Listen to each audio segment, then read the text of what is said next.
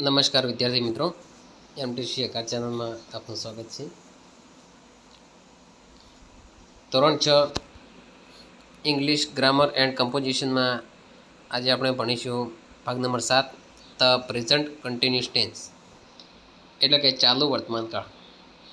ચાલુ વર્તમાનકાળ ક્યારે વપરાય? બોલતી વેળાએ જે ક્રિયા ચાલુ છે અથવા જે ક્રિયા થઈ રહી છે તે દર્શાવવા માટે ચાલુ વર્તમાનકાળનો ઉપયોગ થાય છે. ચાલુ વર્તમાનકાળની વાક્યરચના કરતા ઇઝેમાર વર્બ એટલે કે વર્બ અને આઈએનજી. એ એક ઉદાહરણ આપ્યું છે, હું અત્યારે ટેનિસ રમી રહી છું, એટલે કે આઈ એમ પ્લેઇંગ ટેનિસ નાવ. રાજ સફરજન ખાઈ રહ્યો છે. વાક્યરચનામાં છે રાજ ઇઝ ઇટિંગ એન એપલ. અમે અંગ્રેજી શીખી રહ્યા છીએ. અમે એટલે વી સાથે આવશે are. We are learning English. એ રીતે ચાલુ વર્તમાનકાળના હુવાળા પ્રશ્નોની વાક્યરચના, બીજા નંબરમાં વોટવાળા પ્રશ્નની વાક્યરચના, ત્રીજા નંબરમાં વેરવાળા પ્રશ્નની વાક્યરચના, ચોથા નંબરમાં વેનવાળા પ્રશ્નની વાક્યરચના આપેલ છે. 5 નંબર વીચવાળા પ્રશ્નની વાક્યરચના આપેલ છે. 6 નંબર હાઉ મેની પ્રશ્નની વાક્યરચના આપેલ છે. હવે વિદ્યાર્થી મિત્રો, આપણે એક્સરસાઇઝ શીખીશું. કૌંસમાં આપેલા ક્રિયાપદોના ચાલુ વર્તમાનકાળના રૂપો વડે ખાલી જગ્યા પૂરો. અહીં મિત્રો ચાલુ વર્તમાનકાળના રૂપો એટલે ટુ બીના ચાલુ વર્તમાનકાળના રૂપો ઇઝ એમ આર થશે. ઇઝ એમ આર વત્તા મૂળ ક્રિયાપદને આઈએનજી લગાડીશું નિયમ મુજબ. જોઈશું ઉદાહરણ. ધ સ્ટુડન્ટ્સ ખાલી જગ્યા અ લેસન. ધ સ્ટુડન્ટ્સ બહુવચન છે, તેની સાથે આવશે આર. R reading. એ જ રીતે નંબર 1, તે ખાલી જગ્યા ધેર સન્સ બર્થડે નાવ. તે સાથે આર સેલિબ્રેટિંગ. તે are celebrating their sons birthday now. Number 2, I ખાલી જગ્યા અ સ્ટોરી. આઈ સાથે એમ રાઇટનું writing. I am writing a story. મિત્રો, એ નિયમ આપણે યાદ રાખીશું કે મૂળ ક્રિયાપદને છેલ્લે ઈ હોય તો ઈ નીકળી જશે અને આઈએનજી લાગશે. નંબર 3, કિરણ ખાલી જગ્યા સંસ્કૃત. જવાબ આવશે કિરણ ત્રીજું પુરુષ એકવચન, એની સાથે આવશે is. Kiran is learning. Number 4, we ખાલી જગ્યા પિક્ચર્સ નાવ. વી સાથે આવશે are. We are drawing. Number 5, ખાલી જગ્યા ઉમંગ ખાલી જગ્યા with us.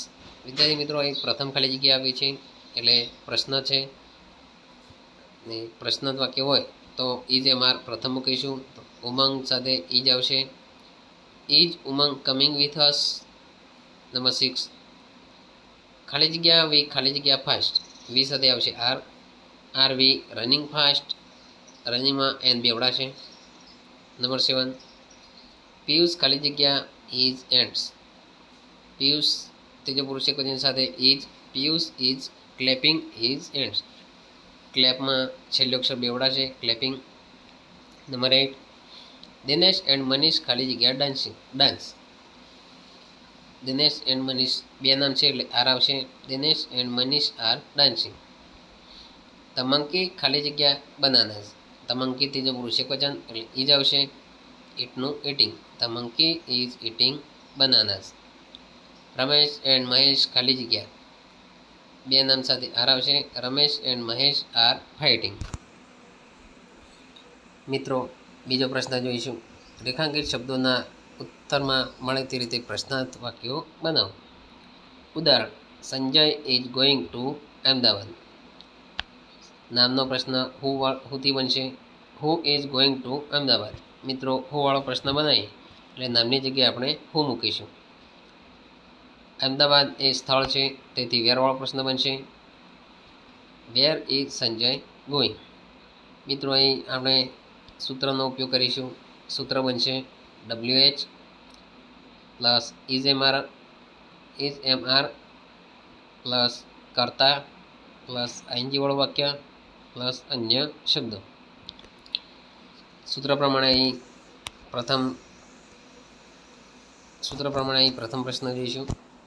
Ankit and Puja are singing a song. તો અંકિત એન્ડ પૂજા એ શબ્દની અંડરલાઈન છે, તો એનો આપણે પ્રશ્ન બનાવવો હોય તો હુ વાળો પ્રશ્ન બનશે. Who R singing a song, નામની જગ્યાએ હુ. બીજો અ સોંગ શબ્દ નીચે અંડરલાઈન છે, તેથી તેનો આપણે પ્રશ્ન બનાવવો હોય તો વોટ વાળો પ્રશ્ન બનશે. What are Ankit and Puja singing. Number 2, Gita is reading a magazine in the library. Gita શબ્દ નીચે અંડરલાઈન છે, એટલે હુ વાળો પ્રશ્ન બનશે. નામની જગ્યાએ who is reading a magazine in the library. બીજી અંડરલાઈન અ મેગેઝિન શબ્દ નીચે છે, એટલે વોટ વાળો પ્રશ્ન બનશે.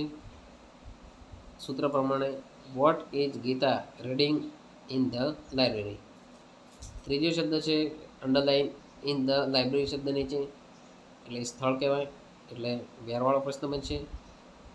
Where is Gita reading a magazine. આગળ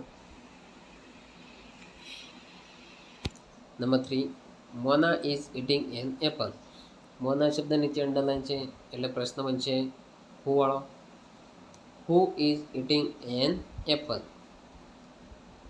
બીજી અંડરલાઈન એન એપલ શબ્દ નીચે છે, એટલે પ્રશ્ન બનશે વોટ વાળો. What is Mona eating. Number 4, we are buying fruits. We શબ્દ નીચે અંડરલાઈન, એટલે હુ વાળો પ્રશ્ન બનશે. Who are buying fruits. બીજી અંડરલાઈન બાઇંગ ફ્રૂટ્સ શબ્દ નીચે છે, એટલે પ્રશ્ન બનશે વોટ વાળો. What are we buying.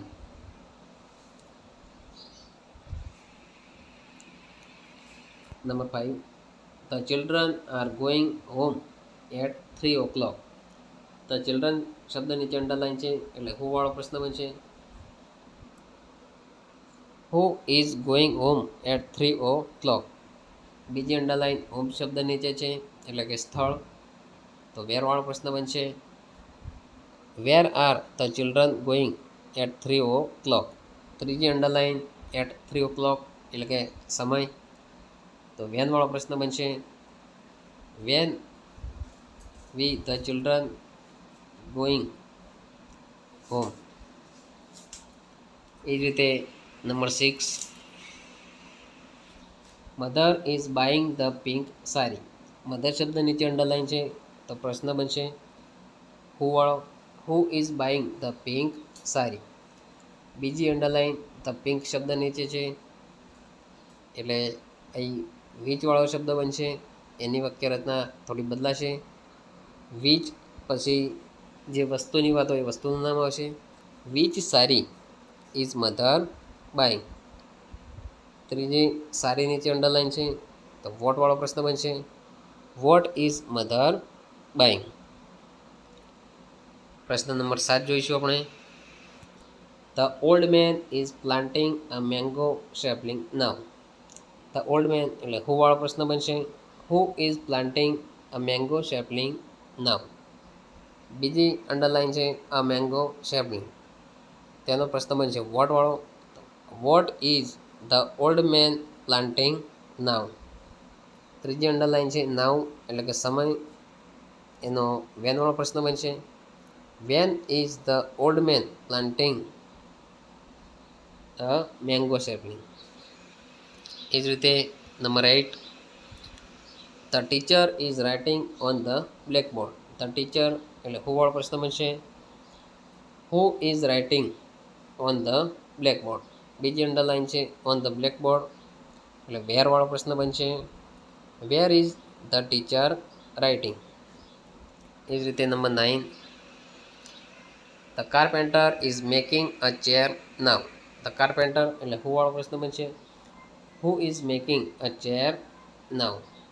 બીજી અંડરલાઈન છે અ ચેર, તેનો પ્રશ્ન બનશે વોટ વાળો. What is the carpenter making now. ત્રીજો અંડરલાઈન છે નાવ શબ્દ નીચે, એટલે વેન વાળો પ્રશ્ન બનશે.